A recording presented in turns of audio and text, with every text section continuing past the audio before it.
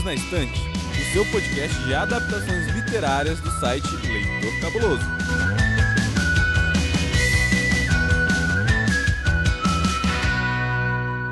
Olá, ouvinte! Que alegria estar aqui de volta para mais um arco e mais um episódio do Perdidos na Estante, o seu podcast de adaptações literárias do site Leitor Cabuloso. Eu sou Domenica Mendes e hoje estou aqui com dois amigos incríveis que eu amo muito e que vocês também gostam bastante, que eu sei, para falar de uma obra que eu juro que eu nunca imaginei que esses dois iam querer gravar sobre. Aqui ao meu lado esquerdo, sempre está ele, o meu BFF de todas as horas, senhorito Tiago Augusto. Tudo bem, Ti? Tudo muito bem, Dô. Tô muito feliz da gente ter reunido esse trio de podcasters de novo. A última vez que a gente conseguiu essa façanha foi pra falar de Anne de Green Gables, não é isso, senhor Cabuna? Exatamente, gente. Eu até saudade agora de ler os livros, assim. Tá aí, Thiago, obrigado.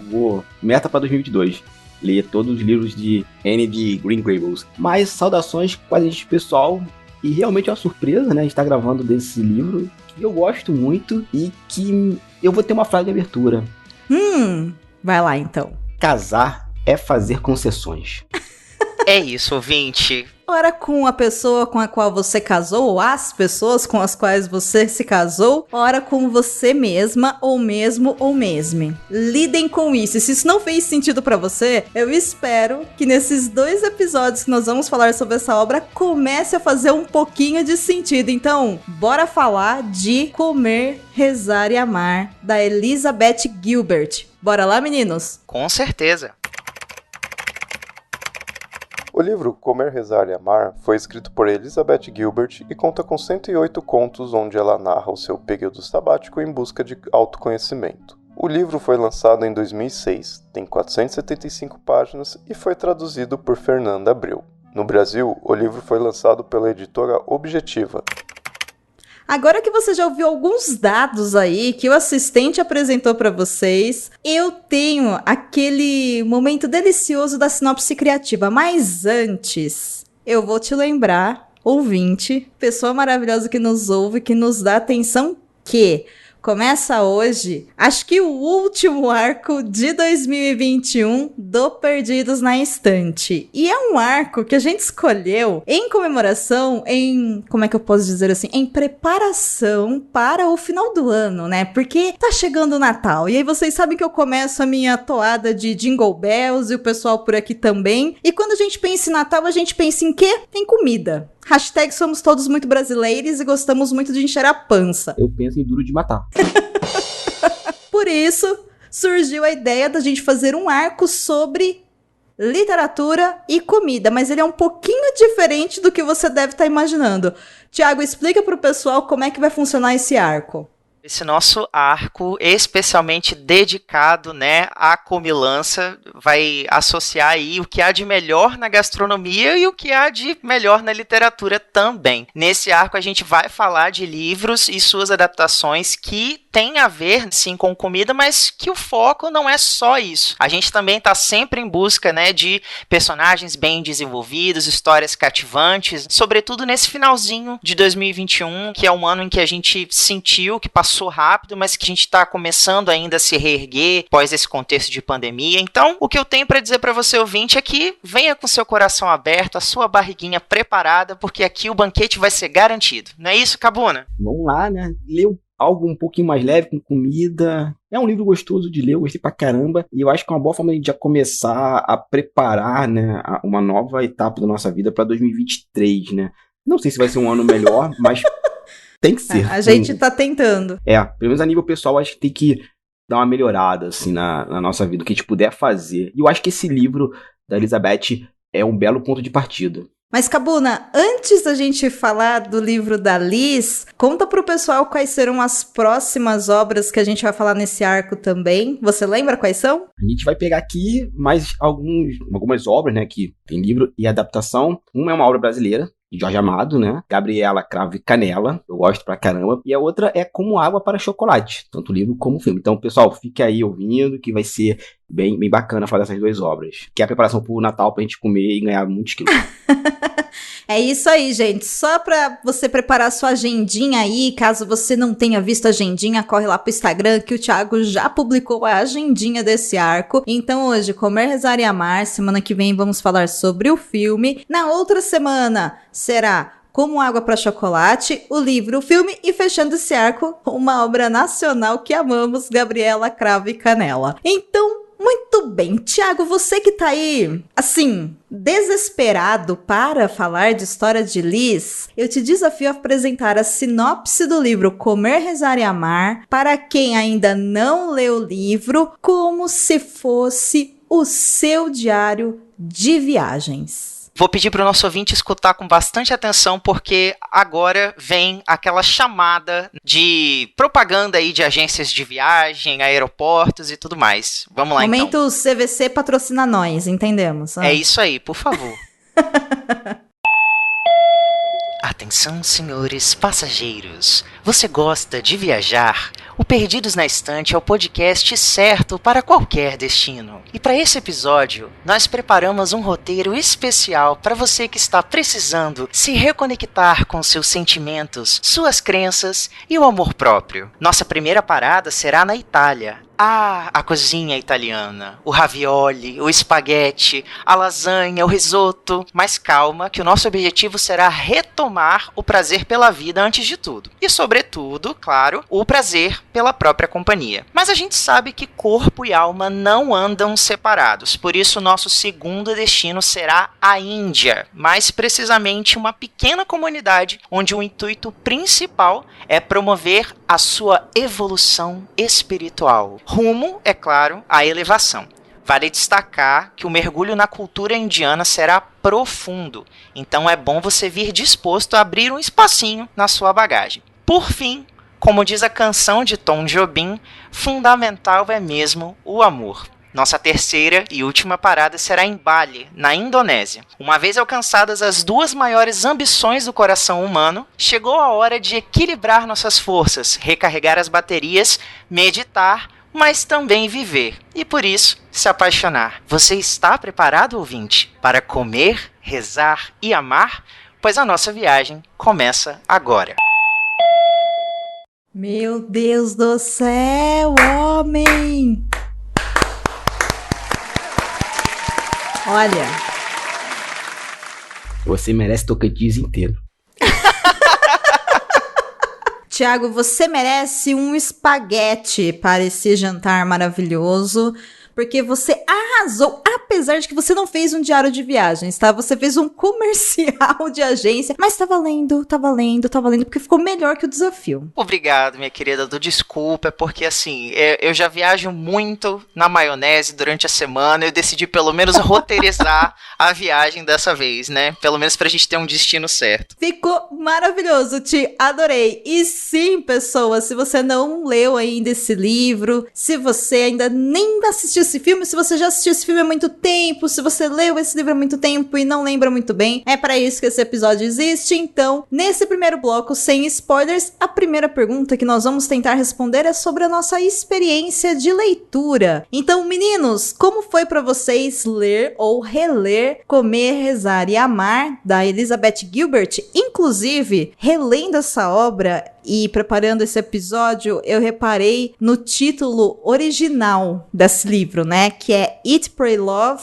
One Woman's Search for Everything Across Italy, India and Indonésia. Tá certo, Thiago? Errei? Falei a pronúncia errada de alguma coisa? Tá tudo certinho, podemos seguir. Podemos seguir. Para quem não sabe, Thiago é o nosso teacher de English. É isso aí. Em uma tradução livre, eu traduzi isso para Comer, Rezar e Amar, a busca de uma mulher por tudo através da Itália, Índia e Indonésia. Não sei se é bem isso, mas foi isso que fez sentido pra mim. E eu acho que esse subtítulo é demasiadamente piegas. Eu gostaria só de acrescentar o que também faz parte da capa do meu exemplar, que é a frase: seja também a heroína de sua própria jornada.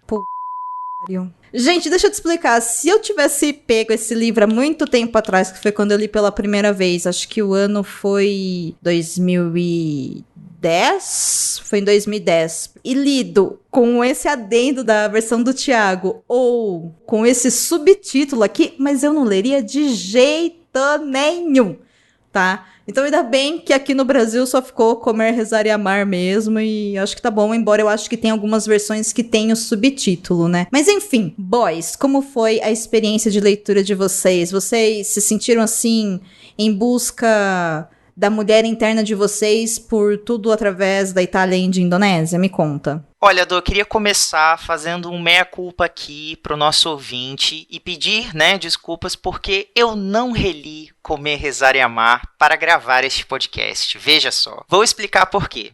Eu li esse livro em 2011. Eu lembro que eu terminei o processo de estudo para o vestibular, estava aguardando o resultado, e aí eu peguei esse livro para ler na época. Se eu não me engano, ainda não tinha saído a adaptação, então, assim, esse livro tava com aquele burburinho, sabe? Tipo, tava todo mundo falando sobre Comer, Rezar e Amar. Eu peguei emprestado e comecei a ler. E eu me lembro que eu fiquei com uma sensação tão boa lendo esse livro na época. Na época, leia-se, né? Thiago, aos seus 20, 21 anos de idade. Um jovenzinho.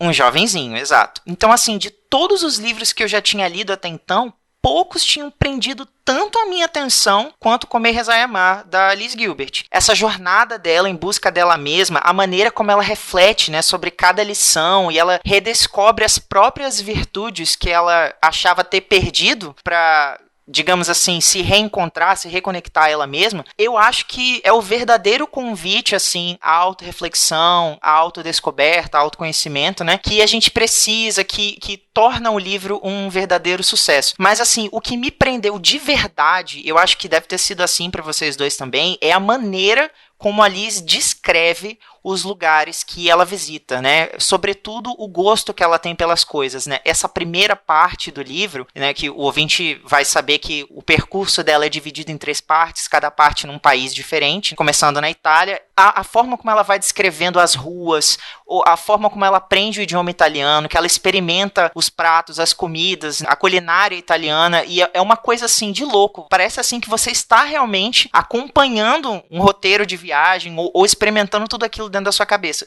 A Dô me conhece, ela sabe que eu sou extremamente visual enquanto eu tô lendo as coisas, então pra mim, assim, foi uma degustação. É quase como se eu estivesse comendo a pizza e as massas ali com a Liz também. Você sentiu isso também, Cabuna? Senti. Eu reli o livro, eu li ele na época que o Thiago falou, 2010, 2011, mas foi assim, uma amiga minha muito querida, Bia, beijo Bia, ela comprou o livro e falou assim, você tem que ler. Fui ler o livro. E eu lembro que eu li o livro, eu tava com 30 anos, 31. Eu gostei porque vai ter essa coisa dela se descobrindo, e naquele momento dialogou muito comigo, porque eu também estava com 30 anos, eu tinha acabado de sair da faculdade, eu estava lecionando quadrinhos lá na Faculdade de Letras da UFRJ, tinha aquela inquietação do que eu estava fazendo ali na minha vida, E eu acho que essa inquietação do livro, que ela nos provoca, é muito bacana. E relendo agora, aos 40, o livro ganhou outro significado, porque é isso. A Elizabeth, ela vai descobrindo coisas que hoje pra mim são muito caras, assim, tipo, o que eu quero da vida. Esse título é muito bom, O subtítulo é ruim, Uma mulher que quer tudo.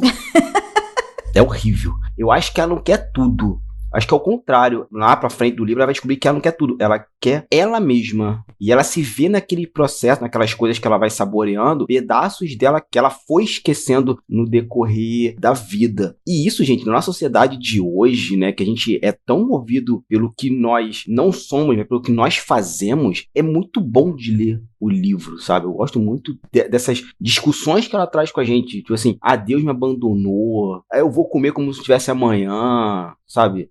E assim, o quanto a gente se negligencia a nós mesmos para agradar uma suposta sociedade que está nos vigiando, e que está mesmo, mas que está nos julgando o tempo todo. Assim, eu gosto muito do livro, eu não fui por esse caminho, Thiago, que você falou de ver as coisas, apesar de eu ser muito visual, até pelo meu ramo profissional, eu vi essas coisas, eu me senti também saboreando, mas o que me pegou foi isso. Pelo menos aos 40 anos agora. Como o que a Elizabeth vive me é comum. Eu já passei por isso em algum momento, sabe? Tudo bem, eu não fui pra Índia, não fui para os outros países que ela foi, assim. Mas aqueles questionamentos e começar a fazer coisas porque eu quero e não porque é o, abre aspas, correto socialmente falando, fecha aspas, me pegou muito mais. Pelo menos nessa segunda leitura. É uma busca por si, né? O que me faz pensar, enquanto vocês estavam comentando sobre isso, eu também não gosto desse subtítulo, né? Eu acho que eu deixei isso claro ali alguns minutos atrás, mas eu acho que, sendo aqui a pessoa que se identifica como mulher da turma, eu acho que a busca minha enquanto mulher por tudo significa uma busca por eu mesma, porque como o mundo não dá lá a mesma chance pra gente do que dá pra vocês, e a gente sabe disso, esse tudo tem muito a ver também com quem a gente é, sabe? Porque, claro, todas as pessoas estão exercendo e performando papéis o tempo todo, né? Seja no trabalho, na família, em círculos sociais, enquanto cidadãos e cidadãs e não sei o quê, a gente tá performando o tempo todo, mas mulheres ainda têm mais algumas atividades que têm pesos muito grandes, como você tem que ser uma boa esposa, você tem que ter filhos, você tem que ter uma carreira massa, mas você não pode se entregar demais pra carreira, porque senão te afasta o casamento, mas você tem que estar no casamento e não pode se afastar da carreira. Então, assim, acho que a forma como as exigências são feitas são um pouco diferentes. Então, esse tudo significa o quê? Sim, eu quero tudo. Eu quero estar com alguém, mas eu quero cuidar da minha carreira, eu quero decidir se eu quero ser mãe ou não, mas eu não quero que isso interfira no restante da minha vida, né? Desequilibre. Eu quero ter uma carreira sólida e muito massa, e eu quero viajar, mas eu quero ter uma casa pra voltar, e eu quero ter amigos, eu quero conhecer o mundo, eu quero escrever, eu quero comer, entendeu? Fazendo tudo isso, eu quero saber quem eu sou nesse processo. E ser quem eu sou em tudo isso, né? Eu quero viver a minha vida em plenitude. Então, eu entendo muito, assim, de uma maneira marqueteira, né? Porque, claro, esse título, pra mim, remete muito à autoajuda. Eu acho que o marketing do livro, e do filme também, mas do filme a gente vai conversar semana que vem, mas o marketing do livro é todo focado para um livro que toda mulher precisa ler. E pra mim, é um livro que todo ser humano precisa ler, sabe? Porque as questões que ela trabalha são questões humanas. Que, claro, você sendo mulher, você vai ter uma leitura, você sendo homem, você vai ter outra leitura, você sendo de uma cultura, você vai ter uma, outra. Questões de raça interferem, questões econômicas interferem, questões de como você se identifica, né? Se você é cis, se você é trans, enfim. Tudo isso vai interferir, óbvio, né, na sua interpretação. Mas, pra vocês, esse livro é um livro que vocês concordam que tem que ser lido independente da pessoa se identificar como uma mulher? Vocês acham que homens devem ler esse livro? Assim, vocês indicariam pra um amigo de vocês ler? Não, eu indiquei pra vários amigos esse livro. Inclusive, quando eu tava lendo, o pessoal perguntava assim, aí, tá lendo o quê e tal? Eu falei, Comer, Rezar e Amar, e você tem que ler por causa disso. Eu super recomendo mesmo, porque, como eu falei, as discussões que a Elizabeth nos traz são pertinentes na sociedade, principalmente nesses últimos 10 anos que nós estamos vivendo. Eu acho que o livro envelheceu muito bem, e eu acho que as discussões que elas trazem, pra mim, pra homem, como homem, pelo menos, com identificação de homem, eles são mais pertinentes aos 40 e nessa sociedade da uberização e espetacularização das profissões, sabe? Hoje o cara não é só professor ou só desenhista. Ele tem que ser professor, desenhista, e TikTok, e fazer dancinha, e fazer reels, vídeo, etc, etc, etc. Fazer podcast? Não, podcast é legal. Mas o podcast é uma vantagem. A gente não tá alimentando uma plataforma como o Instagram. A gente não tá sendo profissional do Instagram. A gente tá fazendo uma coisa que distribui pro feed e tal. Ah, mas tem em outras plataformas de podcast, mas é outra discussão. Não tem aquela pressão que a gente vive no Instagram. Mas acho que assim, como homem, aos 40 anos, me impactou muito essas discussões. Acho que em 2021 ele é muito, muito mais contundente. E sim, recomendo para todos os meus amigos, colegas, todos os homens que estão ouvindo esse podcast a consumir esse livro, sim. E dar de presente para outras pessoas também. E você, Ti, você acha que isso te marcou enquanto homem? Você indica pros seus amigos? Nossa, com certeza. Assim, apesar de eu não ter relido, né, o livro pra gente gravar o nosso episódio aqui hoje, eu não fiz isso por uma razão. Porque eu me lembro que o Thiago, de 20, 21 anos, quando fez essa leitura, ele se apaixonou tanto, sabe? Ele curtiu tanto todo o percurso, todas as lições que ali estava aprendendo e compartilhando ali naquele diário, naquele relato, que eu não queria perder essa sensação. Eu tenho um trauma, assim, um pânico muito grande. Para mim, um selo mortal que pode vir na capa de um livro é a frase mais vendida do New York Times. Eu tenho pânico, horror a essa frase. Se eu vejo isso na capa de um livro, você pode ter certeza que eu vou pensar 3 vezes antes de comprar e principalmente de ler. Então hoje, por exemplo, talvez fosse um título que não me atraísse, como você também colocou, Du. Mas naquela época, eu ainda tinha essa, digamos assim, ingenuidade, é uma coisa da qual eu sinto falta, de me permitir mergulhar na história sem julgamentos, sem tipo assim, por exemplo, eu realmente vou decidir se eu gosto desse livro ou não, lendo, e não tipo assim, julgando pela capa, pela escrita do autor, por outros trabalhos desse autor que eu já conheço. Hoje, por exemplo, eu jamais leria Nicholas Sparks, por razões óbvias, mas com esse livro aqui, eu diria que rolou até um certo machismo editorial. Por quê? Vocês sabiam que já saíram versões masculinas, né? Ou melhor dizendo, voltadas para o público masculino de Comer, Rezar e Amar? Se eu não me engano, o título é jogar, fazer e não sei o quê. Tem um título assim que a capa ela remete a você apostar, jogar videogame, transar, entendeu? Tipo, coisas que todo homem deveria fazer ao longo da vida. Existe essa adaptação, pegando carona no sucesso editorial do livro da Liz Gilbert e voltada para o público mais masculino. Mas a verdade, e eu vou falar uma frase bem polêmica aqui agora, ouvinte, por favor, escute até o final para você entender o que eu vou dizer, é que talvez Comer, Rezar e Amar seja o crepúsculo das mulheres aos 40 anos. Por que isso? Porque em Crepúsculo, a Stephenie Meyer cria uma personagem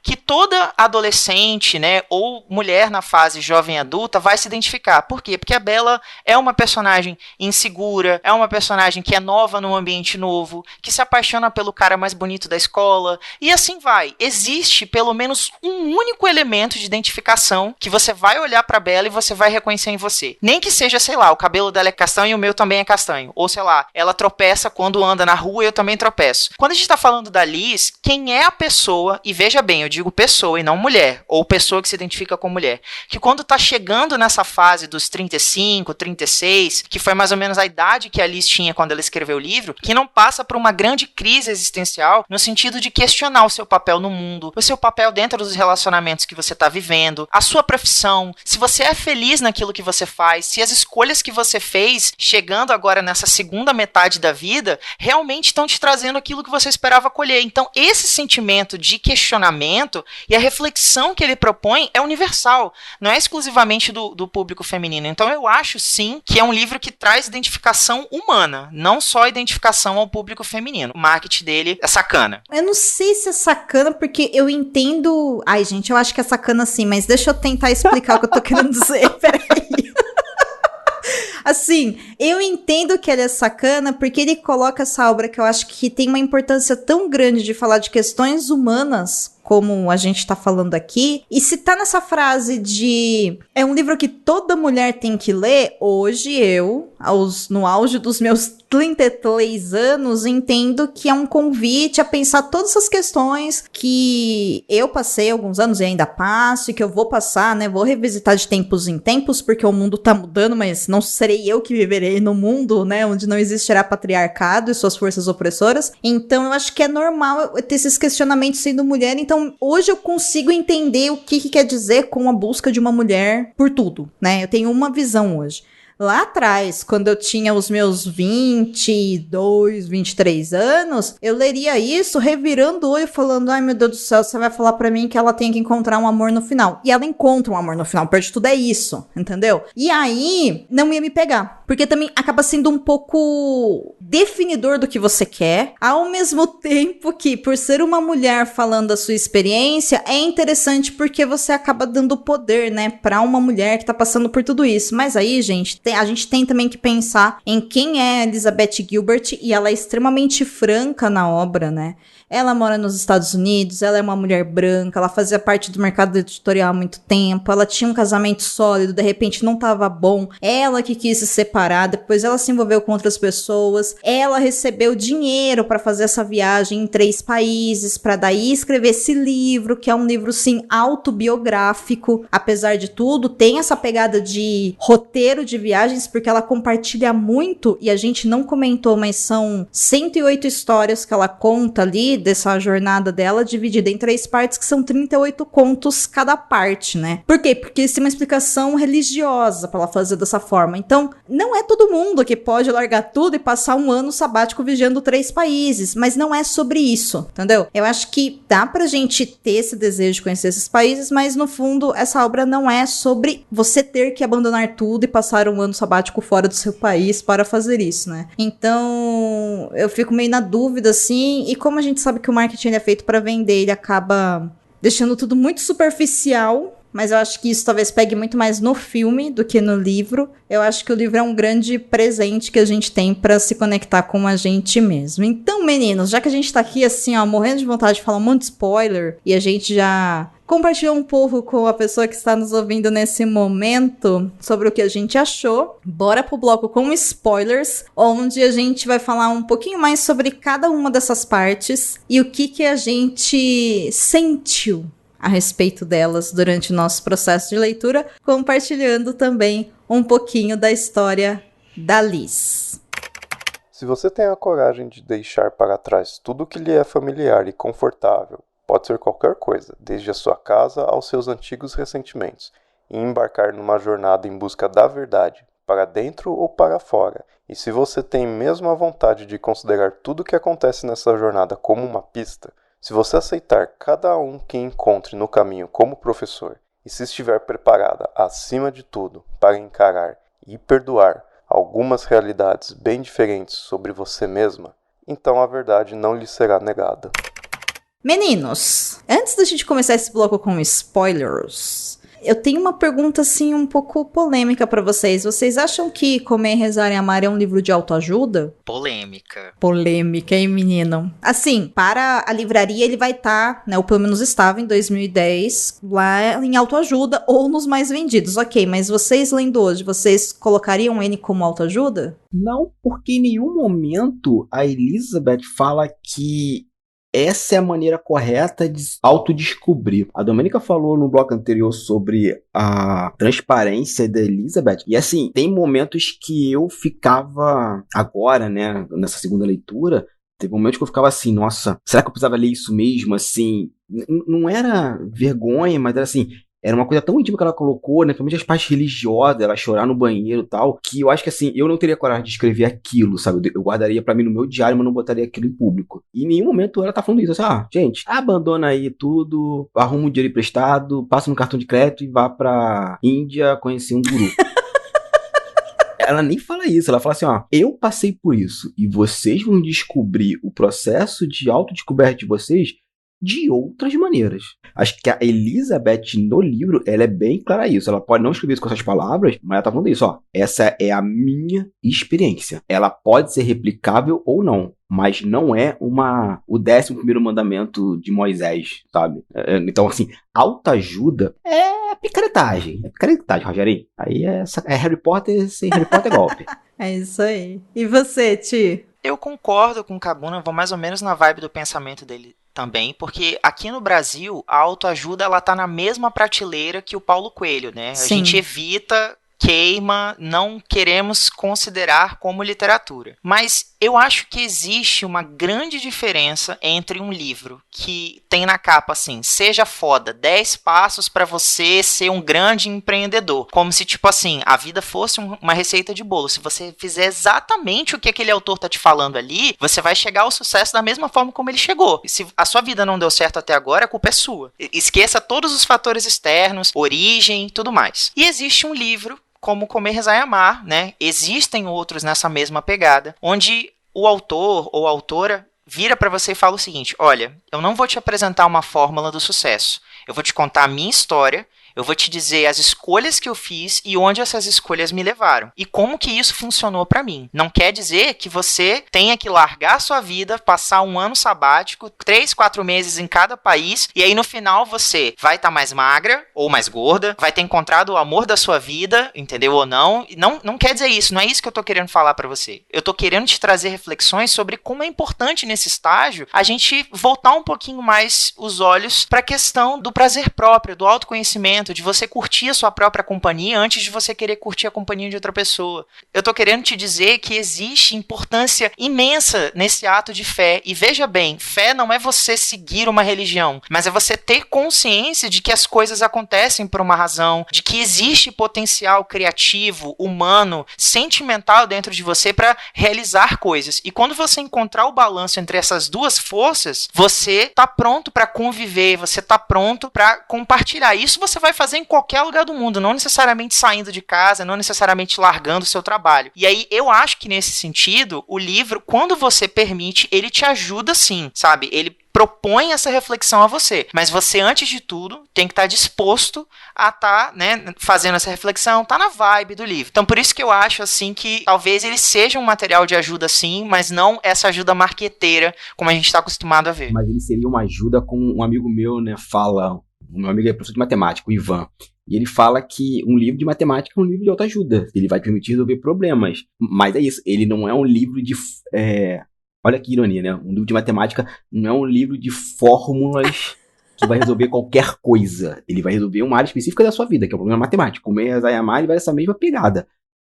Olha só, isso aconteceu comigo. Passei por isso. Vai acontecer com você? Não sabemos. Mas me ajudou a refletir das coisas. Vocês podem refletir também. E segue o baile. Eu acho que biografias, no geral, dão essa sensação pra gente, né? Se você consegue se interessar pela história do outro. Eu acho que isso pode servir como um livro que você vai ler e fala assim, nossa, olha as aventuras da Elizabeth Gilbert, ok. Ou você pode ler isso como, o que uma mulher branca de classe média alta, imagina, não sei, americana, nessas condições, com o coração partido, faria, e deu certo, não deu, o que funcionou, o que não funcionou, como é que foi a jornada dela. Ou você pode ler isso e se identificar e aplicar algumas coisas a você. E a vida é isso, né? É isso que a gente faz enquanto a gente se comunica, a gente se conecta com as pessoas. Então, eu resolvi perguntar pra vocês, porque, curiosamente, muita gente me apresentou esse livro como autoajuda, mas no catálogo, já foi falado lá no começo do episódio, mas eu vou reiterar aqui, ele tá classificado como biografia, viagens e escritores de viajantes americanos. Essas são as categorias do livro. Ele não tá como autoajuda. E isso é muito curioso, né? Pra nossa cultura. Talvez pra eles faça mais sentido.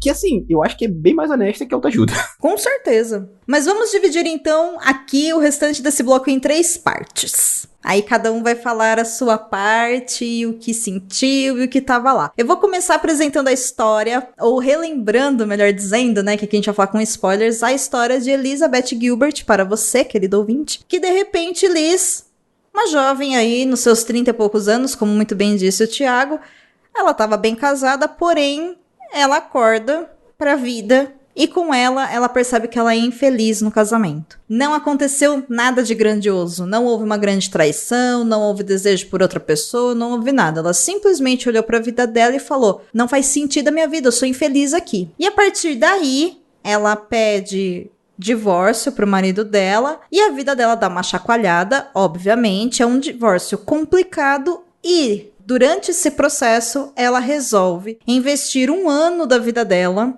visitando 3 países, a Itália, a Índia e a Indonésia, em busca de tentar descobrir conexões consigo mesma. Ela está em busca de si nessas 3 passagens dela por esses países. Tem um porquê dela escolher esses países, tem um porquê de ser 1 ano e tudo mais, mas enfim, vamos para as partes práticas. A primeira parte começa com comer e basicamente nós temos a nossa maravilhosa Liz indo passar 3 a 4 meses na Itália, e ela foi para a Itália por um motivo que eu acho tão incrível, que é ela acha lindo a pronúncia do italiano. Então ela fica em Roma, onde ela vai começar a praticar o italiano junto com pessoas lá, e eu acho maravilhoso o que ela diz quando ela chega lá, que tem essa parte das vielas e das ruelas, como bem disse o Thiago, assim, você vai viajando mesmo, lá imaginando aquilo, você tem vontade de andar por aquelas ruas, ao mesmo tempo que ela também coloca muito bem no chão que ela foi fazer um curso de idiomas, porque ela não falava o idioma local. Ela conhece pessoas que ajudam ela nesse processo e cria conexões com pessoas que são italianas e pessoas que também estavam na Itália pelo simples prazer de falar o italiano. E no meio dessa jornada, Liz começa a lidar com o mundo material, digamos assim, e também com esse mundo cultural. E dentro da cultura italiana nós sabemos, os nossos deliciosos pratos de massa, né? Então essa parte do comer é totalmente focada nessa mulher que teve durante toda a vida cuidados com o próprio corpo, ficava calculando lá quantas calorias ingeria, pela questão da pressão social de você ter um corpo que a sociedade diz pra você que é adequada e tudo, e ela abriu mão disso tudo pelo simples prazer de comer. E aí, eu acho que tem uma pegadinha nessa parte, que é o seguinte, parece muito superficial a gente falar que ela passa 1/3 da história dela de mudança de vida com foco no comer. Mas esse comer, ele tem ligação com a segunda parte do rezar e a terceira parte do amar, a partir do momento que a gente pensa que comer é um ato que a gente faz todos os dias. Comer é uma necessidade humana para a gente conseguir sobreviver. Quantas vezes, nos últimos 10 dias, você de fato sentou-se em frente a um prato de comida e prestou atenção no que você estava comendo? Quantas vezes você preparou um prato de comida para você ou para a pessoa que está aí com você, seja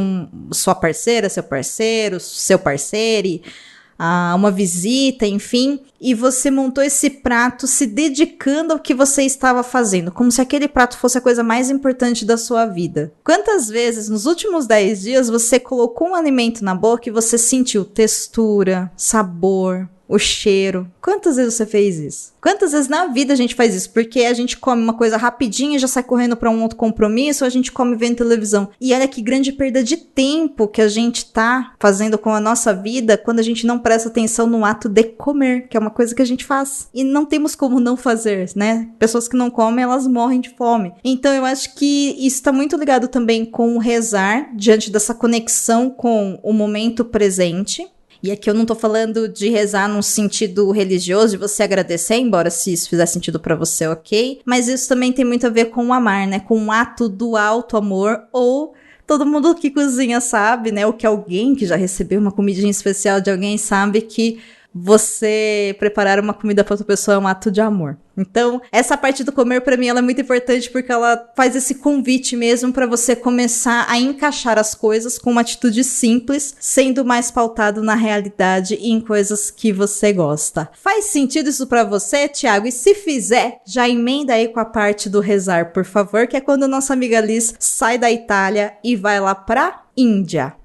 Faz muito sentido, sim, porque essa, pra mim, das 3 partes, é a minha favorita, né? É a parte do prazer. Porque o que eu acho interessante são 2 passagens nessa primeira parte sobre o amor. Uma é logo assim que ela tá no começo do aprendizado, né? Do italiano. Ela começa a descobrir o prazer de falar aquela língua, de descobrir significados dentro daquela língua. E ela vai associando isso, assim, com os lugares que ela vai visitando, a culinária, né? Que ela vai descobrindo, experimentando, as pessoas que ela vai conhecendo, mas esse prazer, como ela vai descobrir, ele é muito voltado para a sua autopercepção, sabe? A sua companhia mesmo. Você estar bem com você mesmo antes de tudo. Tanto é que ela até tem a oportunidade de, digamos assim, ter ali um affair, né, um breve romance com um personagem da história, mas ela para e decide o seguinte: não, eu não vou fazer isso, sabe? Eu não preciso,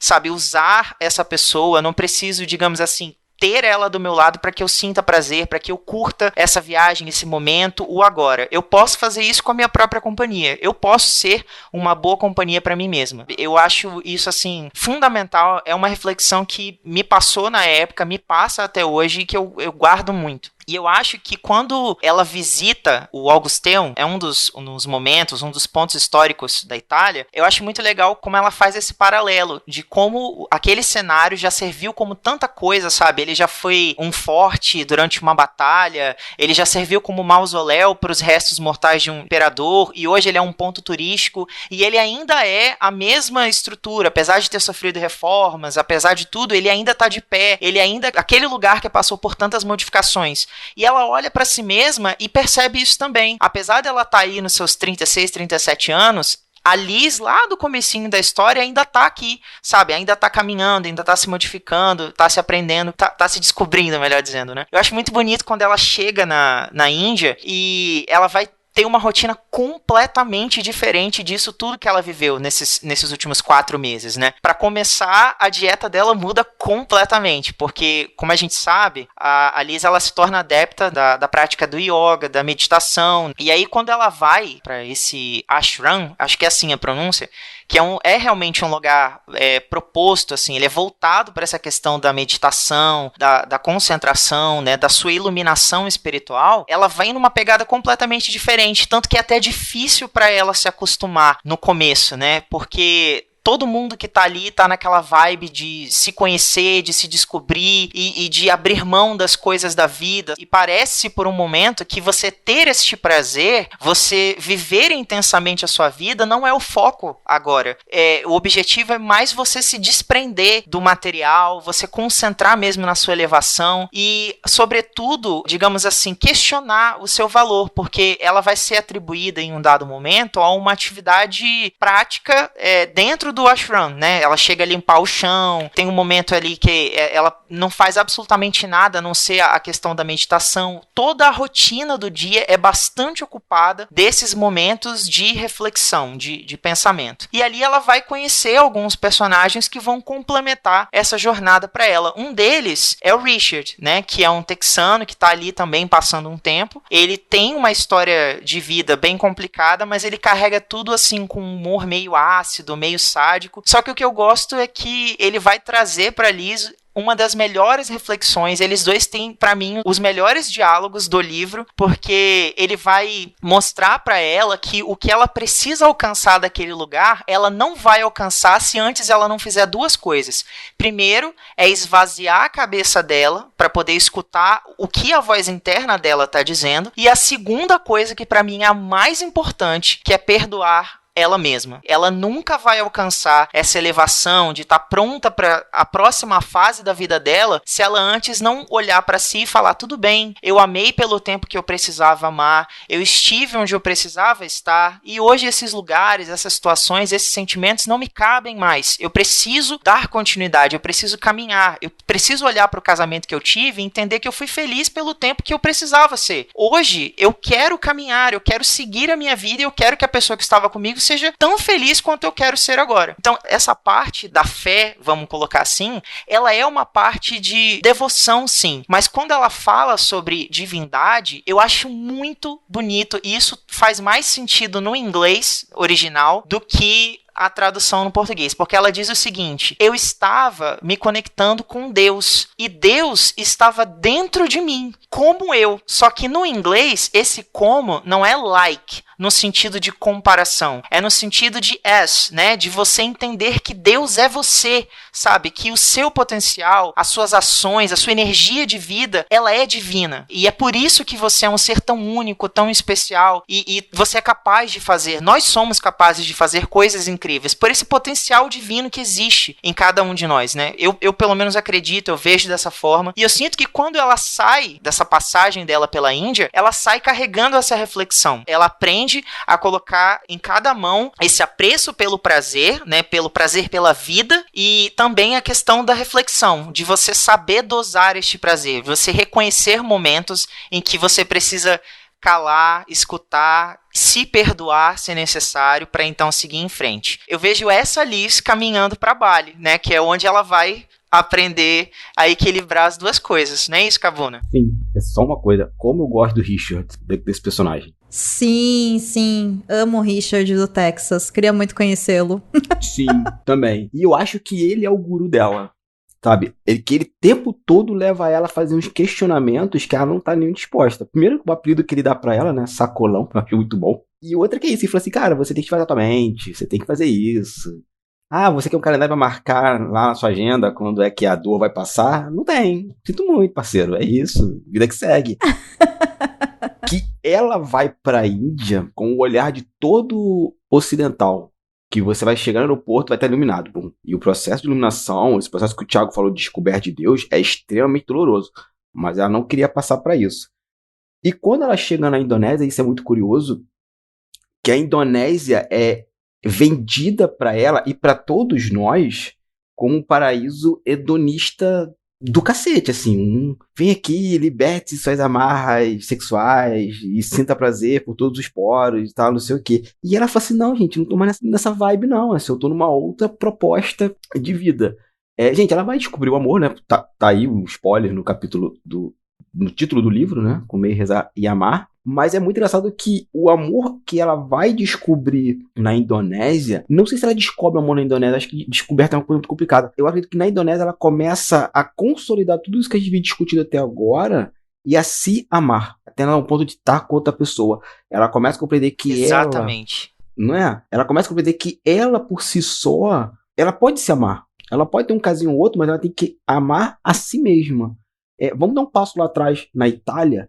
Tem uma frase que ela fala e que eu identifiquei pra cacete, que é assim, ela tá na escola de idiomas e ela vê que ela quer aprender italiano porque ela quer. E vários colegas de classe dela a mesma coisa. Eu tô hoje estudando inglês já tem um tempo e assim, eu estudo inglês por motivos puramente profissionais, mas estudo espanhol por puro prazer. É mais fácil aprender espanhol, não é? No seu caso? Exato. E não é porque é uma língua latina, não, é porque assim, espanhol é meu tesão mesmo. Diga assim, porra, vou ler um livro aqui de 300 páginas de espanhol. Comprei vários livros de espanhol, tô lendo. Tenho que ler um quadrinho em inglês. Não, quadrinho eu leio porque eu gosto, né? Então é minha paixão, então tudo bem. Mas tem que ler um livrinho de 30 páginas em inglês. Porra, aquele massacre e tal, não sei o quê. Mas vou lá e leio. E ela fala isso, a gente tem que fazer essas coisas porque a gente quer.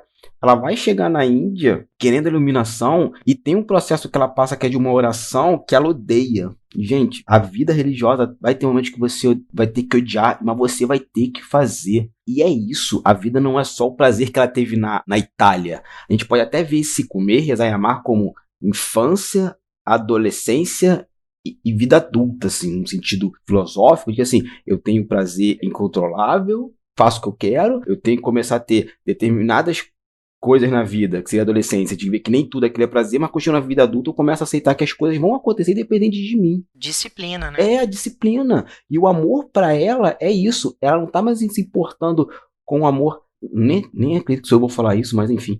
Ela não tá mais preocupada com o amor da carne, é quase que um amor espiritual. Ela não tá mais preocupada com relações sexoafetivas. É Exato, isso. Não é amor da carne.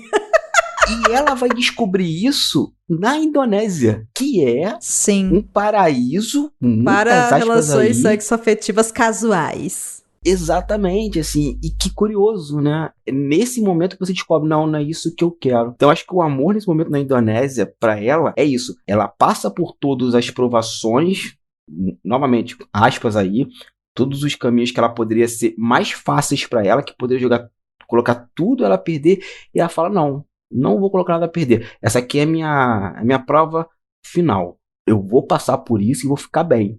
E ela passa por isso e ela fica bem.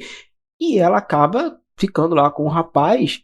E que se ela não ficasse, tá tudo bem. Não teria nenhum problema, assim. Tem umas frases que ela fala no livro sobre amor que é assim, gente, eu acho que é mais legal ler. Porque traz várias reflexões e eu acho que elas são muito particulares. Eu acho que qualquer coisa que eu falar aqui agora sobre essa parte do amor, ainda mais eu que não sou uma pessoa tão amorosa assim.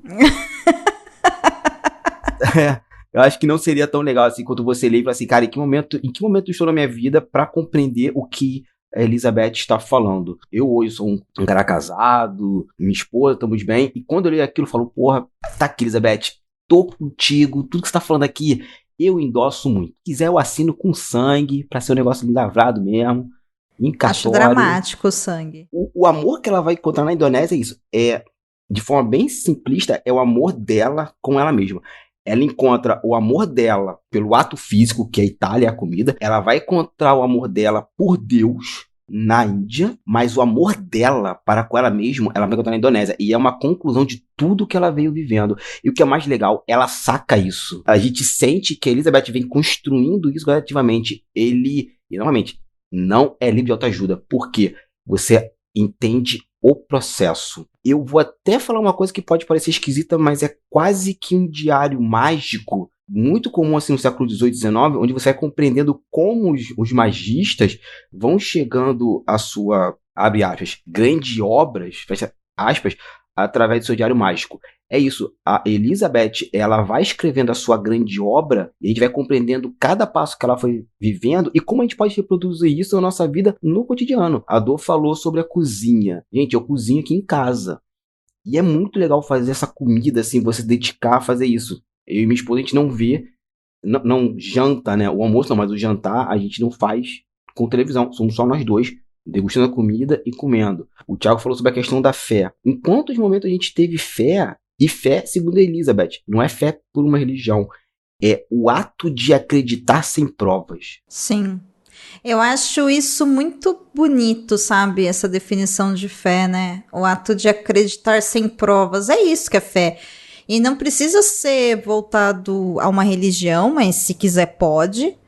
Mas fé em você, fé no próximo, fé em um amigo. Inclusive, a gente gravou um episódio há pouco tempo atrás sobre o Laços. Em algum momento eu falei isso com a Amanda e o Paulo, de que a amizade é uma das maiores loucuras que a gente faz, né? Porque a gente confia completamente em pessoas que a gente não sabe de onde veio. E a gente mostra as nossas vulnerabilidades. Então, eu me arrisco a dizer que juntando a discussão das duas obras, né? O Laços e Comer, Rezar e Amar, talvez a amizade seja um ato de fé muito intenso, sabe? Seria mole mais que um relacionamento sexoafetivo. Com certeza, com certeza. Concordo plenamente. Eu acho que no começo do livro, quando ela decide fazer aquela prece, né, que ela ajoelha ali no chão do banheiro e literalmente ele se despe diante de Deus, o que é uma oração se não você, digamos assim, confessar em voz alta, acho que mais para você mesmo do que para o universo, as suas inseguranças, as suas angústias, né, as suas fraquezas, tudo aquilo que tá ali trazendo aquele sentimento de ansiedade, tirando o seu poder de ação, para você confessa você, tanto que é uma coisa que a gente não costuma fazer em lugares públicos, né, tudo bem, tem a questão das igrejas e tudo mais, mas quando eu digo assim, oração mesmo, nesse sentido confessional, a gente quase sempre quer fazer sozinho, né? A gente, é uma coisa que a gente está em contato com a nossa própria essência, reconhecendo as nossas fraquezas e inseguranças. Então eu acho que é o primeiro grande passo dela na história. E quando ela chega na Indonésia e vivencia, né, essa fase do amar, que como o Kavuna brilhantemente colocou, eu acho que também representa essa terceira fase da vida, né? A fase adulta. O guru, que a gente acabou não comentando muito, mas eu não sei como é que vocês pronunciam, pessoal, mas eu falo Ketu. Ele fala duas coisas pra Liz, assim, que me marcaram demais. Uma, ele fala sobre a questão dos 4 irmãos, né, que é uma crença das crianças ali da Indonésia, sobretudo de Bali e tal, de que toda criança, quando nasce, ela traz consigo 4 irmãos, que são a inteligência, a amizade, a força e, a mais bonita, a poesia. E quando o adulto, na verdade, morre, esses 4 irmãos é que buscam a alma para que ela seja conduzida ao céu. E ele também conta para ela sobre a importância da infelicidade, como que a infelicidade nos transforma em pessoas egoístas, porque a gente fica tão concentrado no nosso problema que a gente esquece de olhar para a vida ao nosso redor. A gente esquece de amar, né? Seja a gente mesmo ou o próximo. E ele fala que, tipo assim, você só vai ser verdadeiramente feliz quando você tirar esses obstáculos do seu caminho, quando você deixar de ser um obstáculo para você mesmo. Aí você vai conseguir dar esse passo, essa caminhada. Aí eu te pergunto, como que esse livro não ajuda um ser humano? É isso. E ao mesmo tempo que você tá falando isso, Ti, me vem muito à cabeça um trecho da passagem dela pela Índia, que eu acho que mata muito isso do que o Ketut fala para ela também em Bali, que é a simples consciência que a gente tem de que tudo passa. Quando ela tá meditando e ela se determina ali que ela vai meditar e vai ficar imóvel por 2 horas, os mosquitos começam a picá-la bastante. Ela é muito honesta, ela fala, eu esqueci dos mosquitos, né? E ela fala que ela foi devorada por eles, mas ela também olha e fala, ok, tudo passa. E a vida é isso, sabe? Os momentos bons, eles vão passar. Os momentos ruins, eles também vão passar. Eu gosto muito do que o budismo fala nesse sentido, que é a única coisa permanente na nossa existência é a certeza da impermanência. E é simples assim. E também me veio muito à cabeça, assim, pra gente arrematar esse episódio, como é difícil esse ato de coragem consigo, de se ajoelhar no chão, pode ser metaforicamente ou pode ser literalmente, vai depender de cada pessoa, mas reconhecer que eu tô me sentindo perdida, eu preciso dar um jeito na minha vida, ou gritar, né, de dentro pra fora, eu tô muito bem, eu estou feliz e eu estou ok, e vivenciar tudo isso sem ficar criando alarde, por exemplo, superficial em rede social, porque não é a mesma coisa, gente. Eu acho que a Liz passar por tudo isso, escrever um livro contando sobre o que ela passou, é um ato de coragem, mas em nenhum momento você acha que a vida dela foi tão difícil que nada ia dar certo, ou que era tão bom que nunca ia acabar. Eu consigo ver ali uma mulher que ela, assim, amou, sofreu, ficou complicado, achou que não ia dar certo, se dedicou, se esforçou, às vezes tava com preguiça, às vezes não tava afim, comeu pra caramba e assim vai, entendeu? Até ela se entender como ela é. E isso é muito diferente da gente ficar romantizando o sofrimento ou alardeando felicidade e plenitude em rede social, como se o mundo tivesse que saber de tudo dentro da gente, sabe? Não estou falando que não é pra postar, não é isso. Eu tô falando que a plenitude, a presença e o ato de se conhecer, né, o ato de se amar, ele é um processo. E aí, vai depender de cada pessoa, né, se ela vai despertar pra isso ou não, e quando que a gente começa essa jornada. Não tem uma idade pra começar, mas também não tem uma idade pra terminar, porque é pra vida toda. A questão é onde você vai começar a se entender consigo mesmo nessa jornada, porque aí é um caminho delicioso e a potência de cada um é simplesmente incrível e o mundo é melhor com a gente sabendo quem a gente é. Aliás, já dizia, né, Confúcio, né, conhece-te a ti mesmo. Então, eu acho que isso é muito importante, eu acho que isso tem tudo a ver com comer, rezar e amar também, sabe? Você sabia que tem livros, filmes, boxes, séries e todo um maravilhoso mundo de literatura? Você pode encontrá-los no Perdidos na Estante. Muito bem, então, meninos, eu acho que nós demonstramos aqui os nossos sentimentos a respeito dessa obra.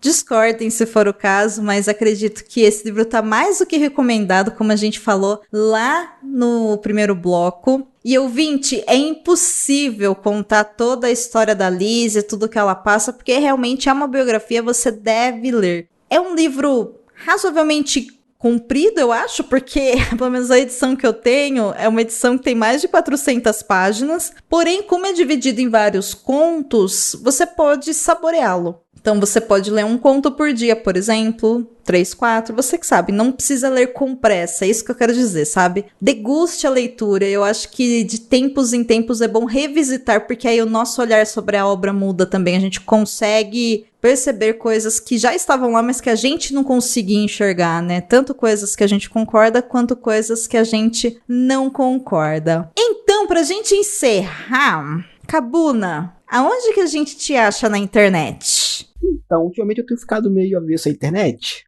Mas vocês me encontram lá no Instagram, @CabunaMilton.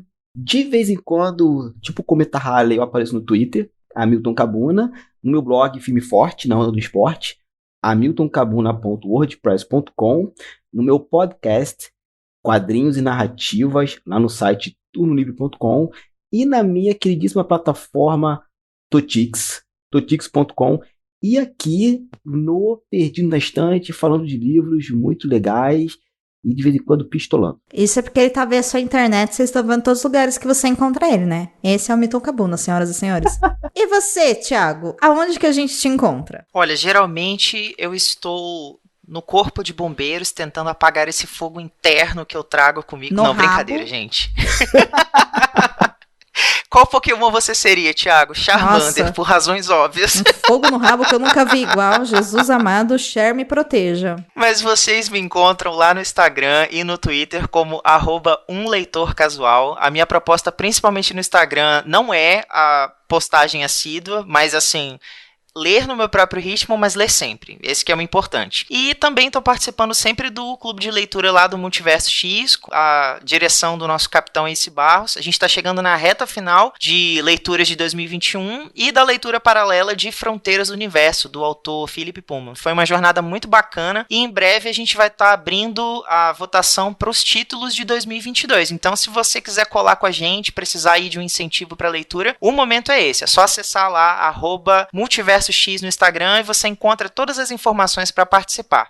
E você, queridíssima Dor, esse ano você fez muitas coisas maravilhosas, deu oficina de podcast, eu participei participei e só tem coisas maravilhosas pra falar dessa mulher que é a minha outra metade. Onde que a gente te encontra, meu amor? Ai, gente, vocês me encontram no Twitter e no Instagram por @Domenica_Mendes. Também estou lá na hashtag o podcast delas, que é esse projeto maravilhoso, pensado e criado para incentivar a participação de mais mulheres na mídia podcast. Então acessa lá o site, opodcastdelas.com.br, que lá vocês vão encontrar a rede, a data da próxima oficina, os podcasts que fazem parte, enfim. Tem também lá o podcast Estúdio 31, que é um podcast que eu faço sobre produção de podcast, desmistificando a produção dessa mídia incrível para que você possa fazer diretamente da sua casa ou de onde você fizer, com dicas práticas, tutoriais, discussões e também conversas sobre como melhorar o seu podcast, pensando assim,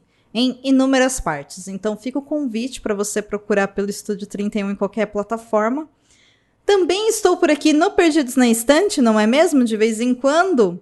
E se vocês me acompanharem no Twitter e no Instagram, vocês vão descobrir todos os outros projetos que eu tenho a honra de fazer parte como produtora ou como editora de podcasts. Eu tô muito feliz e eu trabalho com vários projetos incríveis que eu acredito, então convido você a conhecer lá, porque tem podcast de tudo, gente. Tem de música, tem de sexualidade, tem de empreendedorismo feminino, tem de gerenciamento de contas, estou falando de dinheiro, tem de cultura, tem esse de literatura, tem de tudo que você puder imaginar, tem até de culinária. Sim, de culinária, que tem tudo a ver com esse arco maravilhoso que a gente tá fazendo. E são todos podcasts incríveis, com mulheres incríveis que fazem parte, ou com pessoas incríveis que fazem parte. Então, vocês estão mais do que convidados a conhecer aí o meu portfólio, né? As pessoas que eu tenho o prazer de trabalhar junto. Pessoal, antes da gente se despedir do nosso querido ouvinte, eu quero fazer uma pergunta para você, Hamilton Cabuna, para você também, Domenica Mendes, e para você, ouvinte, né? Já antecipando aqui, vai rolar essa semana lá no nosso Instagram,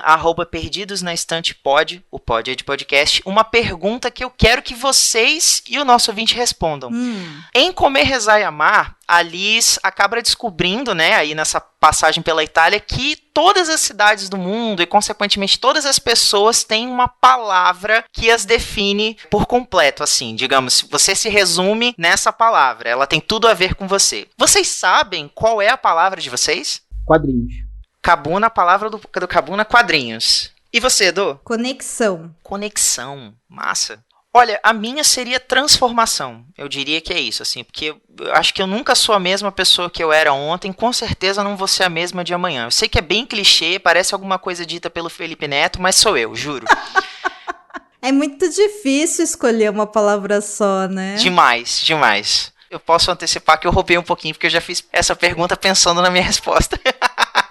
Ler esse livro te faz pensar em qual seria a sua palavra, então eu também falei com muita naturalidade porque eu fiquei pensando nisso. E gosto muito da palavra atravessiamo, é muito bonita mesmo, assim, Liz tem toda a razão. Mas continue, Thiago. É isso aí, então. Ouvinte, se você já sabe, já pensou sobre isso, passa lá no nosso Instagram, vai sair essa perguntinha, deixa pra gente lá nos comentários, que a gente quer saber de você, ou então manda pra gente, né, por e-mail, deixa um comentário no post desse episódio lá no site Leitor Cabuloso, que também no final do mês rola live com leitura de comentários lá na Twitch. Não é isso, Dô? É isso aí, na última quarta-feira do mês, às 19 horas, rola a live de comentários de todos os podcasts do Leitor Cabuloso. E aí, ouvinte, se você mandar um tweet marcando o Perdidos ou colocando lá no Instagram qual é a sua palavra, respondendo aí essa pergunta do Thiago, seja no Stories ou seja no feed, a gente vai comentar sobre a sua palavra na live de comentários, eu prometo. Uhul! Temos um date.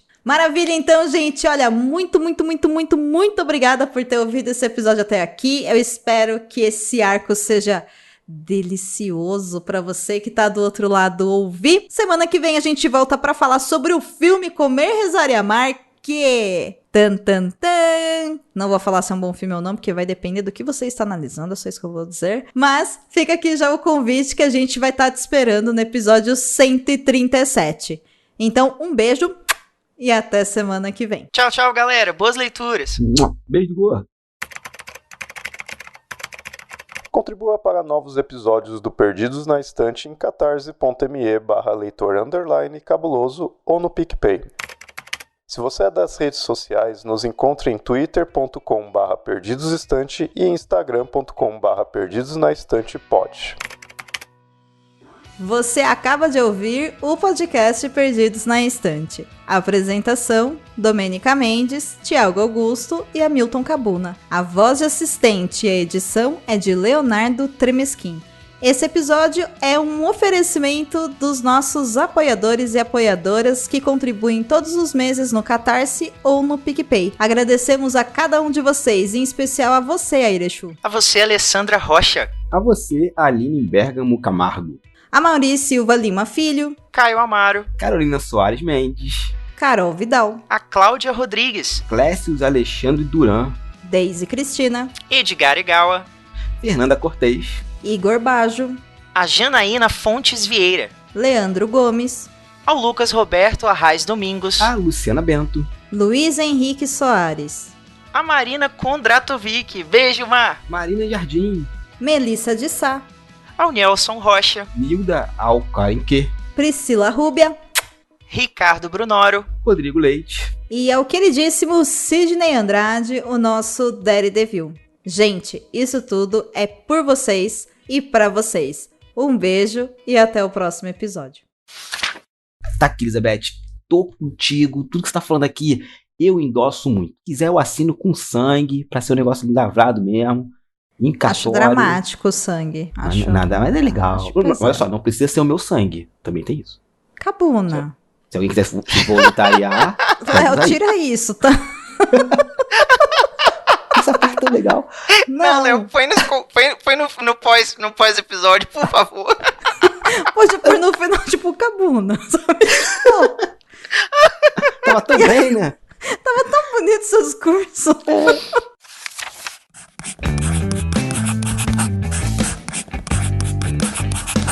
Esse podcast faz parte do site Leitor Cabuloso. Conheça nossos conteúdos em www.leitorcabuloso.com.br.